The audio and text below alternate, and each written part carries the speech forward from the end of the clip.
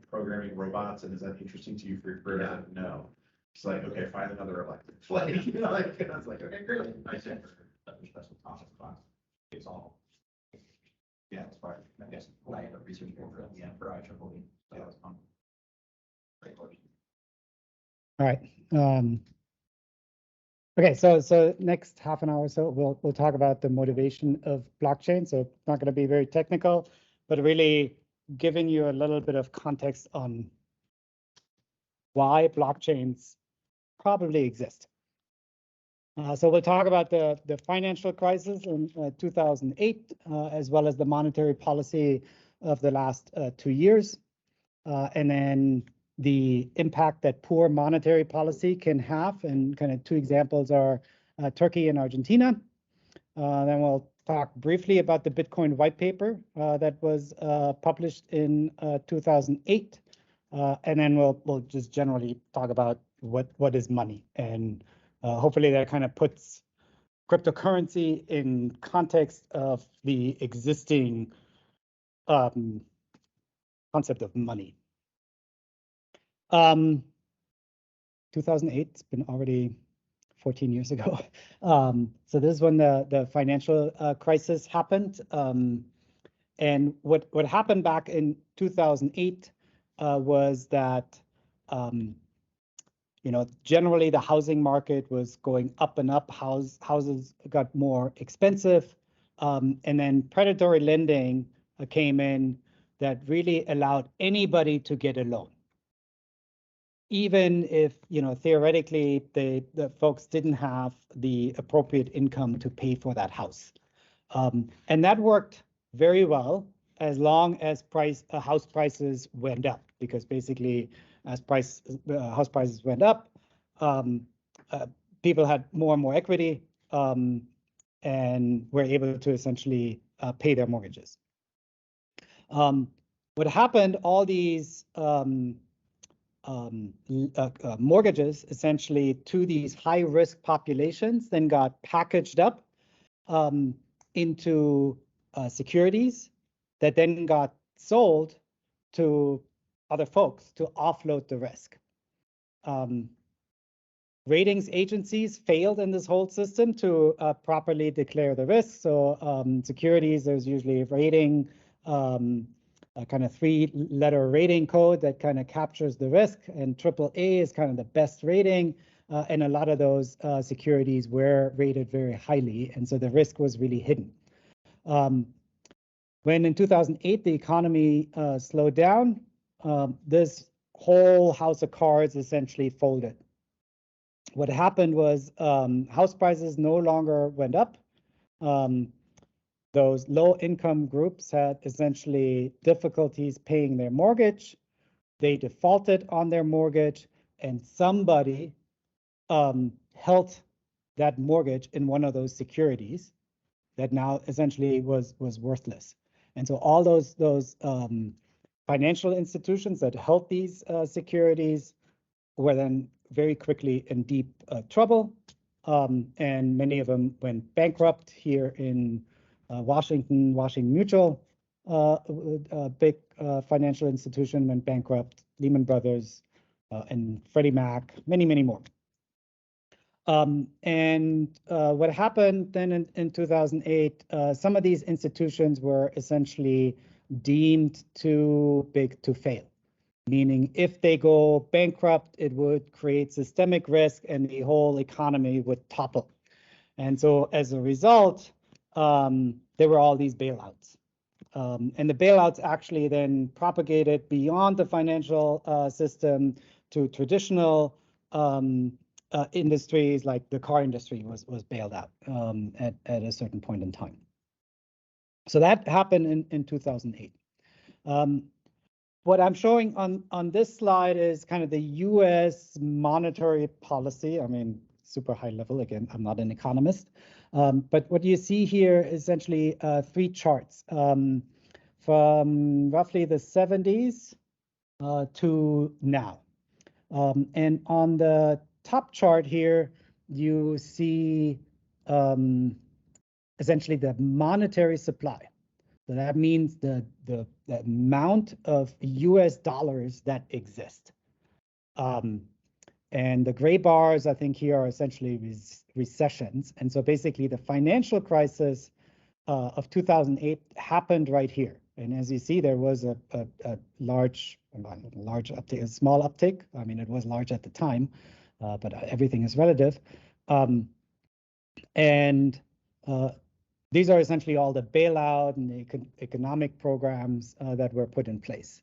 Now what you see here is essentially the COVID stimulus packages and the money printing that the Fed has done. So the monetary supply hasn't been that high ever. And I mean, this is kind of a scary chart.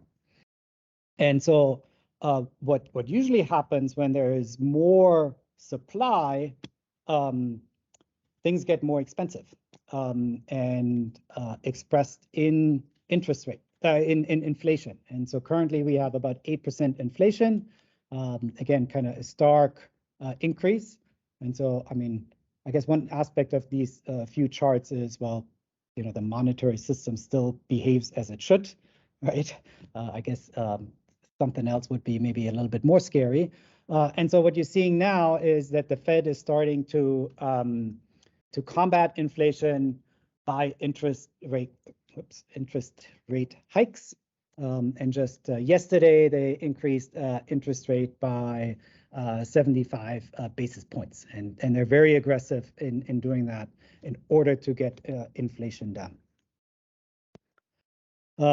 As I say, currently we have about 8% inflation. So if you buy a house that costs $1 million today, with 8% inflation, if that applies to housing, it would be 8% more expensive a year from now.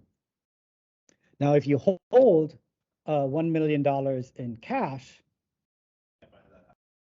that's right. And so essentially you're losing money, right? Your dollars, your purchasing power of your dollar, if you hold cash, will become less and less.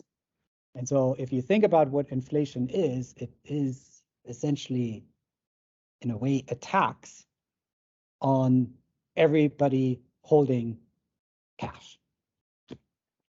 8% is, you know, it's high, but it is not terrible.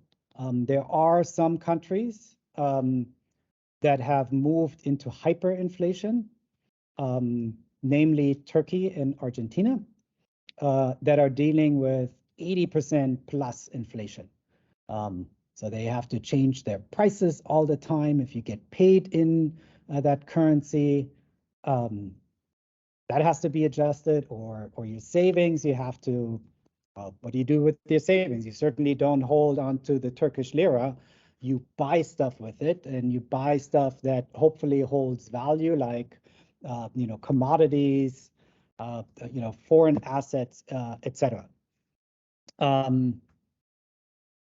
What do you think? And you'll see this on the slides a lot, the kind of red bullet points. These are really more questions for you that I want to discuss in order to make this a little bit more interactive.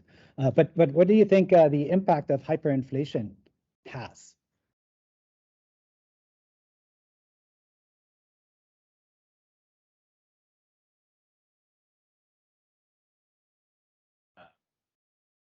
Can lead to just like an abandonment of the currency entirely. So whether that's a flee towards the US dollar, or that's a flee towards cryptocurrency, or just anything that's perceived to not have that same inflation. But like Russia, like the USSR collapsed partially as a result of starting to tip towards hyperinflation and seeing destabilization of the currency, which then led to a lack of trust in the government and an overthrow of the USSR model. Mm-hmm. That's the largest scale thing I think in my lifetime that's happened for that. So yeah. Anybody else? And 8% is actually not much in the context of history. Okay. In principle, on the flip side, if you put a lot of money and hand it out, I suppose roughly evenly, you're essentially distributing wealth. monuments anymore because there's more people that are going to be holding more money. There's like that you're doing that. It will lead to more inflation, but it's also meaning that everyone who has a lot of money, their money is worth less now, and people who didn't have money have more money. That's true. I mean, if you think about like say printing money to create stimulus checks, right? It is a more redistribution. But then also I would say probably, you know, the people. Check. Like for $1 billion, the challenge is that that money almost immediately gets spent by the working poor. Whereas for the rich, it's like, oh, cool, some extra money that I throw into an investment. That's right. That is probably benefiting from inflation to some extent. So they will actually see, it actually made them to further widening of wealth distribution in general. Unless you really are getting into wealth redistribution, like, which is more going like full blown into like what the USSR would have done back in the day. But even that doesn't work. I mean, they have oligarchs, like the oligarchs that came out of that were all somehow really rich. You know, like. Yeah, I mean, I think no, I think I think the rich, they probably don't hold a lot of cash per se, right? It's all in investment, and so then yeah, investments and assets, and so I think they're maybe not as much as impacted by inflation as, you know, maybe somebody who is more hesitant to invest and has, you know, money on this saved on the side. Like if you use the house example, right? So if you're renting right now, your rent's going to go up by 8%, you know, per year, right? And what do you have to show for that? Like nothing. You're just paying 8% more. You're spending that. Whereas if you're a homeowner and you buy your house for $1 million, well, your house is going to be worth 1.08 next year. And let's say you were conservative and have a 30-year fixed rate that you got 2 or 3 years ago at 3%. Well, your cost for that increase of, you know, $80,000, it cost you $30,000 in interest. So you literally just got $50,000 for free because you're a homeowner. Yeah, you have to sell your house to realize that gain, but the amount of wealth gain that you get, if you're able to lock in the cost of your money at something that is lower than inflation, and you own assets with that, really has a magnifying effect the other way. It's long game. Yeah, so in the long game, it's holding appreciating assets will benefit from distribution. Yeah. Mostly people have to spend more money on things than necessarily food, cigarettes, and things. So it's like not people investing in things which will save more. Yeah, it's like it keeps the poor, and people who own assets are like, well, this is bad. Like, yeah, I mean, like I reflect on it, it's like it's more, my food's more expensive, sure, but that's okay, you know, like my house is worth double what it was, you know, 3 years ago. Okay, that's cool too. You know, it's like Participation in buying stocks after the stimulus checks. yeah, a little bit. There was some of that for sure. It's not all or nothing. It's, you know, you'll get some. Three weapons of women plus the kind of scenario. Because so many people were buying stocks that were not shouldn't have been. Yeah, exactly. So then in 2008, the Bitcoin white paper was released. And so the way to look at that is really in context of the financial crisis of 2008. And so in this white paper, which was authored by Satoshi Nakamoto, and Satoshi is actually not a person, or at least we don't know. It's a pseudonym. And nobody knows who he is. So he's anonymous. It could be a group of people, it could be an individual. And so they authored this paper, Bitcoin, a peer-to-peer electronic cash system. It builds on some innovation that already existed, Hashcash and B-Money. But what the white paper really proposed was a digital cash solution, which resembled a peer-to-peer payment system with no central entity involved. So there's no, if I want to send you money, Oleg, I, go through Venmo or the bank, right? There's always, or I hand you cash, but like like remotely, right? I go through an institution. And what Bitcoin allows you to do is I can send anybody Bitcoin in the world without a central entity involved and do that securely. It also solved the double spending problem in a peer-to-peer payment network where double spending is essentially, hey, I'm going to send you some money, and then I could send that same money to Duke. And so it solved that issue. And basically what the Bitcoin network is, and we'll go into more detail here, and Oleg, I think you mentioned this earlier, it is essentially a distributed ledger that consists of a chain of transactions or blocks that are secured by proof of work. And don't worry if you don't understand that. We'll go into detail here. This is really just about kind of touching on the white paper in context of when it was created. It was created when the financial crisis happened and when the government was starting to print money like crazy. Well, they printed more money recently, but back then everybody was like, oh, this is not great. And when Satoshi Nakamoto then implemented essentially what is described in the white paper as the Bitcoin protocol, he had to create kind of the first block in the protocol, which is called the Genesis block.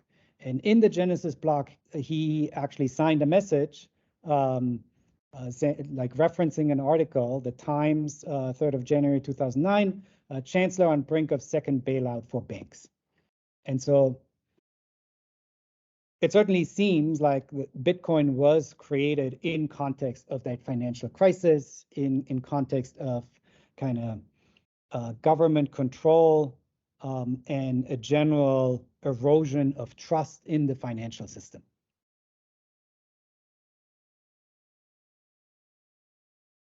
Okay, sorry, I didn't know that this actually built, so let me go here. Okay, so if you think about what money is really how we measure value, and there's typically it has 4 foundations. First of all, it's a medium of exchange. You can exchange money for other things. You can buy stuff, right? Like I buy this laptop for $1,000 and my shoes for $50, right? It is also a unit of account in that, if a laptop is 1,000 and shoes for 50, you can compare the value based on the money, the units of the underlying money. It's a standard for deferred payment, so essentially a way to settle debt, right? I can loan money from you to pay for something, and then I pay you back. And then lastly, it's also a store of value, theoretically, in that once you have money, you can just kind of have it sitting around and it should not lose a tremendous amount of value. Now, in Turkey and Argentina, they probably would say this is no longer the case with their currencies. I hope the US is not joining that. Now, obviously, there's now different currencies in the world. So US dollar here and the euro in Europe. Like, what do you think is kind of like the difference between those currencies? And why do you think the value of them changes in relation to each other over time?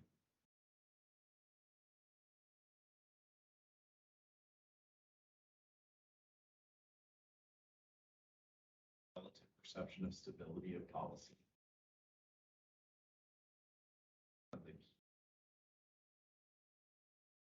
Anybody else?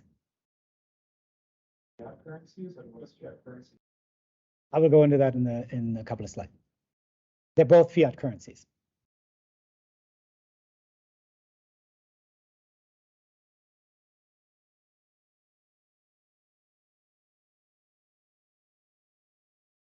So if you go back to this chart, right, here we have monetary supply, and both the Eurozone as well as the US printed a lot of money.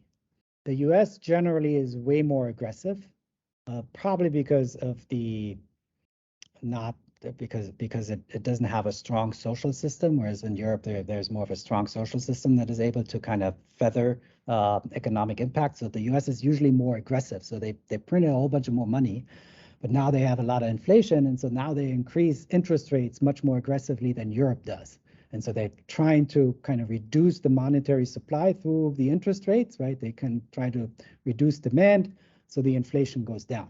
And so then if you think about kind of the central bank in the US and the central bank in Europe, they behave differently. And one is more aggressive, one is less aggressive. And so then as a result, kind of the exchange rate of the respective currencies could be different. And so right now, I think over the last 2 years, the euro went down 20%, and it's almost at parity with the US dollar. So if you want to vacation in Europe, now's the time. Now, if we look at history of money, you know, the first, I mean, before money existed, the way you traded is through barters and favors. So you have communities without money rely on recurring favors. You barter typically occur between different communities, and then trade was very limited and time consuming. And so like bartering, right? Like you are, you know, growing beans, and now somebody else has a pig farm, and now you need a barter. I give you, you know, 50 bags of beans for these pigs. And I negotiate that one-on-one, right?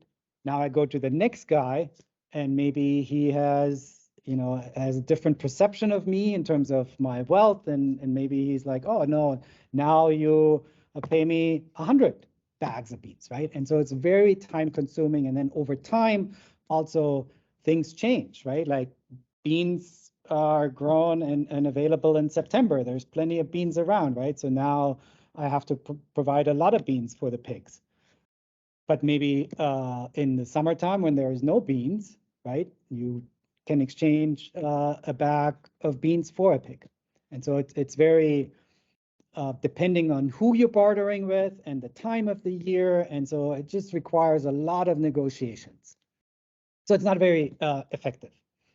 And so then, I mean, generally that was realized at a certain point in time. And so then the first money that was introduced was commodity money, where they essentially valued money based on a commodity, and usually it was something of a limited resource, such as precious metal, gold, silver, etc. Nice thing about that, if you use precious metal, it is divisible, right? You have a clump of gold and you can separate it in two, and so therefore it's half the value of that clump of gold, right? So it's fungible, just like the dollar is today. And then representative money came into play, so paper money, which were essentially receipts for commodities. And those were initially issued by merchants and local banks to essentially issue a bill of exchange for commodity money. And those paper bills then were soon accepted as money, but you still kind of had a problem in that those pieces of paper were probably only local, valid in your local community. If you go to a different community, well, they were not valid. And the first paper money was issued in the 17th century in China. Now, when you have money like the US dollar, so money that is issued by the government, and you have empires associated with those currencies, that money may be elevated into something called a reserve currency, meaning it is used to trade globally. And what that also means is then other countries are holding the reserve currency. So China, for instance, holds a lot of US dollars. because the US dollar is the reserve currency. If China wants to purchase oil, they have to purchase it in US dollars. So that creates a lot of demand for the US dollar. And that gives the US government an advantage, or the US government and the economy an advantage, because everybody wants dollars. And so you can print more money of it because there's much more demand overseas because it is a reserve currency. Now, a reserve currency is not absolute. Just as kind of empires come and go, so do the reserve currencies. And what you see on the right here is a chart of reserve currency status over the last 500 years. And what you see here in orange is essentially the Dutch in the 16, 1700 were the reserve currency. And then the British followed, and then it was the US. And as you see now, though, is there may be a decline. Obviously, China is now the kind of the big player, the economic powerhouse in the world, and so I don't know whether that will lead to two reserve currencies or whether maybe the U.S. Dollar will decline. Big wars happened. Previous process. It's true. Now, 2 slides ago, I talked about kind of local banks were the ones that, and merchants were the ones that kind of first kind of created paper money. And starting with the Bank of Amsterdam and the Bank of England, so no coincidence, those were 2 reserve currencies or associated with 2 reserve currencies, created central banks that would issue paper money backed by gold and silver. So for every Dutch guilder that you held, you could go to the central bank and say, here is my Dutch guilder, the paper money, give me the corresponding gold. So there was always gold behind the value of the currency. And that's important when we talk about fiat in a second. Now the dollar, if you look at the 20th century, it has become the reserve currency. So we're going to go back here, right? That's the blue line here, and that happened, in the early part of the last century. So the U.S. Federal Reserve is created, so that's the central bank essentially for the U.S. dollar to issue banknotes and be the lender of last resort. So if I'm Washington Mutual and I need money, I'll lend it from or borrow it from the U.S. Federal Reserve. Then the World War I breaks out, and U.S. becomes the lender of choice for the Allies. In 2019, the UK abandons the gold standard, and so the British pound was backed by gold. Right? So you could exchange your British pound to a fixed amount of gold. And then in 2019, the UK printed so much money that the pounds no longer, the gold was no longer sufficient for the entire monetary supply of the pound. So you couldn't, like, if everybody would say, hey, give me the gold, there wouldn't have been enough gold. And so then the UK government or the bank basically abandons the gold standard and says you can no longer exchange the pound for gold. And that is a fiat currency. If it's not backed by gold, it is really then backed by just the belief in the monetary system, the government, the central bank. Then the Great Depression hits, and most other countries abandon the gold standard. So most currencies basically were no longer backed by gold. The US dollar was still backed by gold, but was devalued in 33 by FDR. So it was fixed to $20 an ounce to now $35 an ounce. So that means if you had 20 bucks before 1933, you would get an ounce. Now you need, 35 bucks to get it out. So your dollar essentially became less valuable. Then World War II begins. The US sells arms to allies for gold because it was the reserve currency. And so that allowed the US to amass a tremendous amount of gold. And then, well, in 44, then essentially it became the official reserve currency for the Western world because it was kind of the most backed currency in the world. And then in the 60s and 70s, the US essentially did what the other governments did and said goodbye to the gold standards. And the reason for that was there were too many expenditures exceeding essentially the gold reserves. Kind of similar situation that I described with the British pound. If everybody would have said, hey, give me the gold that you have for the dollars that I own, there wasn't enough gold. And so then Nixon in 71 essentially said, we are going to depart from the gold standard. And that's when the US currency, the dollar, became fiat money as well. And so I don't know whether there is any currencies that are still backed by gold.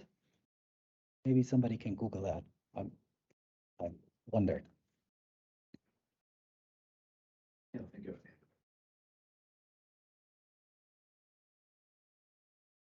Yeah, I mean, certainly not in the Western world. And so now, basically, if you think about the US dollar and all the other Western currencies, governments and central banks can just print them. And there's no guarantees around it. There's no controls around it. And there's a tremendous amount of belief and trust that you have to have in the system for the whole system to work. And in 2008, there was an indication that, oh, it is kind of standing on a house of cards and could all fold. Go ahead, Oleg.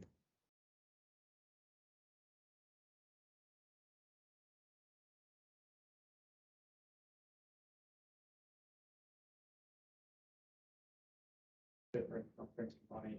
How is printing money different from finding gold? It's more constrained. Like the decision to print money is arguably, I've printed money. You know, it's nothing more than a human deciding, you know, or a group of humans saying, okay, we're going to print more of, you know, currency. Whereas in theory, like on Earth, the amount of gold that exists that is accessible to humans is a much more stable quantity than currency. Yeah, I would say that gold is a finite quantity, whereas fiat money is not.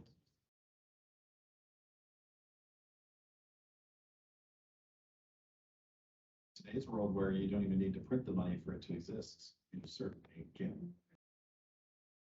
There's still some physical, tangible thing, like you have to say it exists, and to say it exists, it has, you have to, you know, type something in a computer, and there's a physical encoding of the world that happens. Yeah, but if you look at the chart that I had earlier, right, like, look at that, right, like, that's the monetary supply, right, like, there's controls around it, right, like, I think they cannot just print willy-nilly, but, you know, there's, I don't know, what sort of controls, but in Congress, political system, the federal bank, the council that exists there, right, so there's some controls, but if everybody says, oh, it's a crisis and we need to have more money, we print more money to stimulate the economy, then it is happening. What happened? Huge gold mine, everyone started mining. Yeah, I mean, if an asteroid gets found with all the more gold and you figure out how to get it back, yeah, it's perceived value. So the whole thing is it's just stores of value. Like this gets back to the construct of a store of value.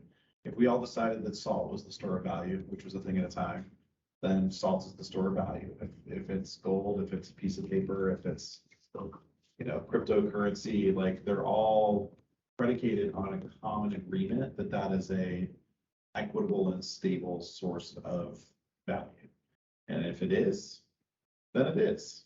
And if it's not anymore, then it's not anymore. I mean. Yeah. It's really just a belief. Now Bitcoin is interesting because some folks refer to it as digital gold, because it is encoded in the protocol that it is of limited quantity. There can only be ever 21 million Bitcoin. And that is kind of hard-coded essentially into the protocol that is secured by the network, and nobody can change that. And so it is.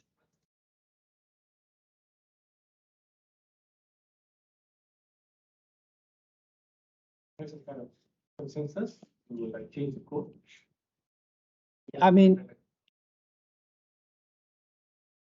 yeah. One of the security risks for all of the cryptocurrencies.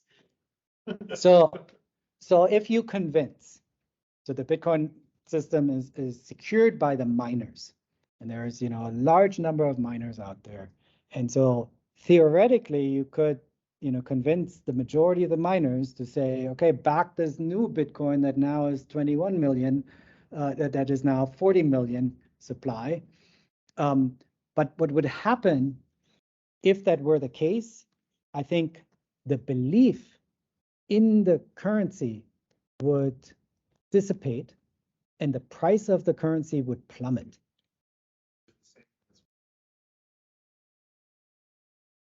Right, so the part that's interesting is that the protection is the scale of consensus that's required in all of these systems. So if I have a currency and the only thing that determines whether there's more of that currency or not is me, well, that's not a very trustworthy currency, because if I decide that I need 10 times more money, I just go, well, I have 10 times more money. And you go like, well, what does that mean for me? Like, that's not good. So all of the perceived value is locked in through the controls that make it difficult to just go do something irrational. Now, arguably, at the same time, like, it's being inflexible too much is also a risk, because if you have a global meltdown happening, whether it's a pandemic or a financial crisis, and you say, okay, cool, but there's still only 21 million, you know, there's still only 21 million.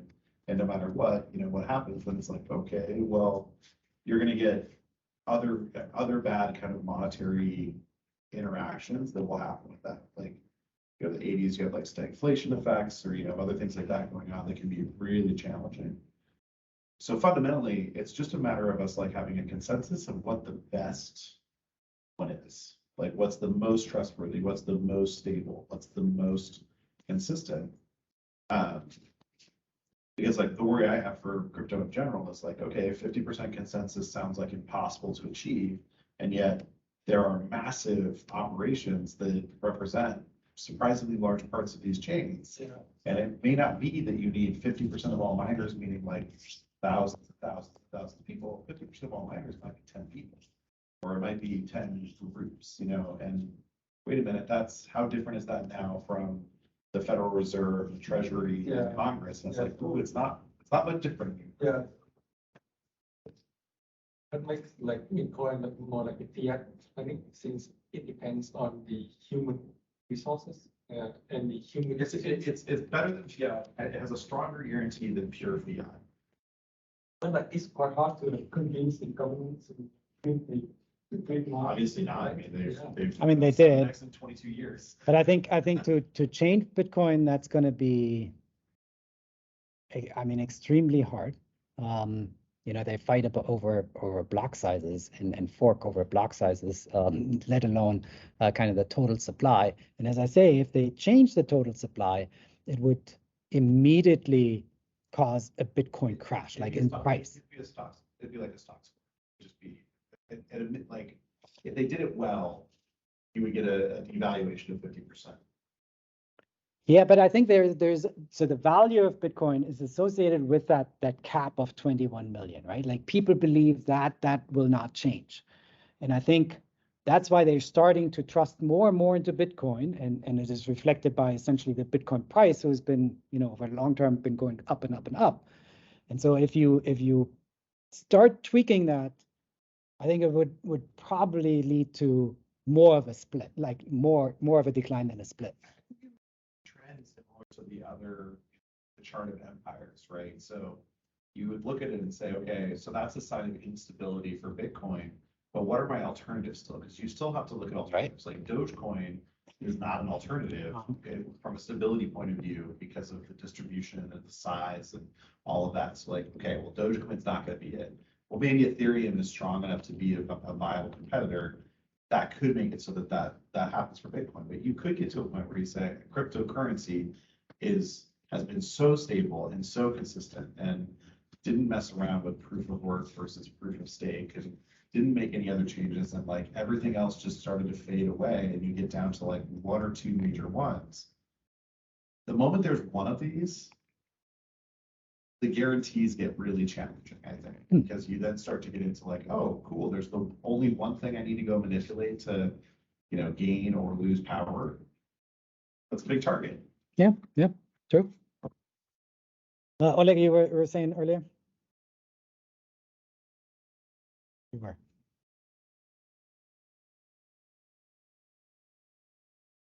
It's useful in a crisis, like you can basically delay a recession. Instead of having a global pandemic and a recession at the same time, you can print a lot of money, which is what we did. So it's the responsible and ethical. I don't think anyone should actually be surprised that we're going to have a recession as a result. It's like really wishful thinking to think that we wouldn't have given the printing, but it was also the right thing to do, because if you have a gold standard, you can't print, and everyone just instantly gets it more. Yeah, it's trading depressions for recessions, or trying to smooth them out, or get more survivable ones is the ultimately. Yeah. I think, we kind of talked about this already, like the dollar problems right now, no gold reserve, fiat currency, a lot of printing of money, which is referred to as quantitative easing. And then in 2020, of course, a lot of quantitative easing, a lot of printing of money, which now led to the inflation. And now, of course, then to your point, raising interest rates that will lead to a recession. And look at that. We're at 8 o'clock, and this is my last slide. So if you want to learn about kind of the rise and fall of empires, this is a great book from Ray Dalio that talks about this. And his point in the book is, in a lifetime, you really never experience these sort of events because it's like, hundreds of years cycles, right? Like the Dutch Empire was the empire for hundreds of years, and the same with the British and, the US. And so people kind of assume that it's always going to be as it is now. And I think his point by looking at history is that is really not the case. Empires will come to an end, and then there's going to be a lot of turmoil, a lot of wealth transfer, and question is whether that is about to happen here. And then he never really talked about cryptocurrencies as kind of a maybe alternative, where to your point that maybe you're moving away from nation states to cryptocurrencies. He never touches on that, but it seemed like it was on his tongue, at least when I read it. So if you want some further reading, it's certainly a book I would recommend. Right on. First lesson under the belt. Thank you all. Thanks for the great discussion. Really appreciate it. And I'll see you all on Tuesday. Just Syllabus is accessible office hours, just so in case, I will not have office hours in the traditional way. If you want to talk to me, I'll stay a few minutes late and we can talk then. All right. Thank you all. Have a great evening.